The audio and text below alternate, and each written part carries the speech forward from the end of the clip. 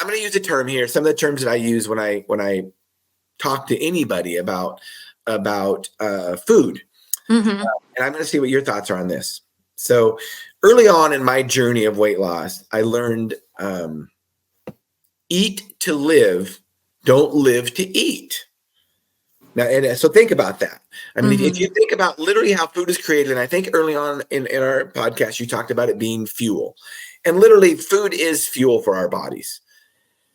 And so really, in general, food is meant to sustain us, to keep us alive. Now, you could argue if you want higher performance as an athlete or as an overall human being, you're going to eat different things and not just stay alive calorically. Because let's face it, if food was just to sustain us, we could eat sugar and drink oil and live, correct?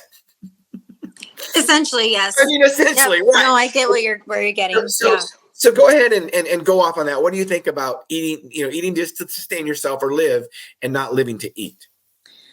So I think a lot of that comes from what I was talking about earlier with like the relationship with food.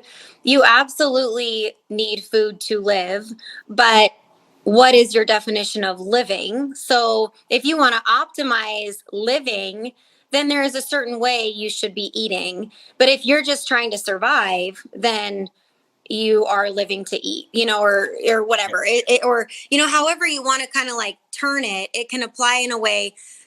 Eat to live is a healthier mentality versus living to eat, because living to eat, in my mind, it comes to dysregulation of emotional eating, maybe, or a poor relationship with food where you are using food as a tool instead of the necessity that needs to be. It can be enjoyed, but not, we want to have things in moderation and not turn it into a unhealthy relationship there. So like you said, I can survive off of oil and sugar, essentially. That would be an unhealthy way of living. So I think defining, like, if you're an athlete or if you are just generally want to live a somewhat normal life, then establishing healthy habits that provides balance in your nutrition is most optimal. And then you're just eating because you need to, but you get to enjoy it and not obsess over it, finding that healthy balance.